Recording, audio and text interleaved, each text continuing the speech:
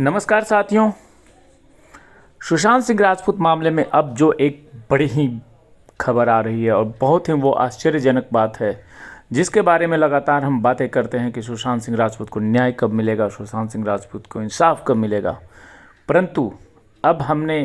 ये देखा है और ये इंटरनल कुछ बातें सामने निकल करके आ रही है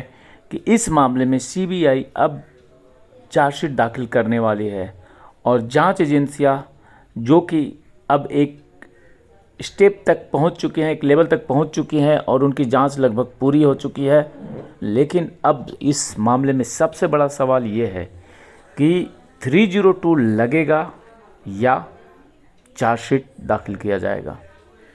क्योंकि जो जांच चल रही है उसके मुताबिक अभी तक किसी भी जगह पे कुछ भी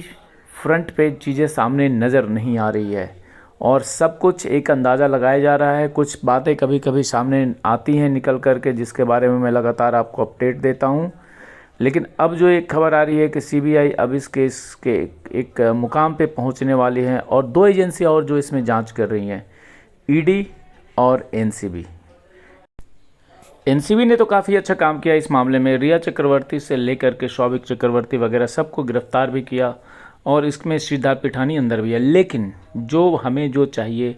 उसको लेकर के बड़ी बात आ रही है अब सामने कि जल्दी ही इस मामले को फिनिश किया जाएगा और इस मामले के एक मुकाम तक पहुंच जाया जाएगा, ताकि कि जो भी अगर दोषी हैं तो उनको दोष सज़ा मिलेगी और अगर कोई दोषी नहीं है, क्योंकि सीबीआई की तरफ से ये बयान अभी तक नहीं आया है कि इसमें वो 302 लगा रहे हैं या इस केस को यहीं पे ख़त्म कर रहे हैं। ये बातें अभी क्लियर नहीं है और जब तक ये बातें क्लियर नहीं हो जाती है तब तक अभी हम कुछ भी कहने में असमर्थ हैं। परंतु जो मामला जो दिख रहा है सामने उसके मुताबिक अब इस केस में एक बड़ा ही स्टेप सामने आने वाला है और ये केस अब अपने अंतिम मुकाम की तरफ पहुंच चुका है। और इस मामले में लगातार पूरे देश और विदेश के कई पूरे हर जगह से लोगों की नज़र बनी हुई है और इस मामले में जो ड्रग्स का एंगल सामने आया है, जो कि इससे ये पता चलता है कि किस प्रकार से इंटरनेशनल रैकेट भी इसमें शामिल है।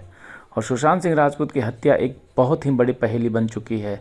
क्योंकि ऐसा अब लग रहा है कि सुशांत सिंह राजपूत की हत्या बॉलीवुड माफियाओं से लेकर के ड्रग्स माफियाओं, इन सब ने मिलकर के पूरी साजिश के तहत यह सारा काम किया है।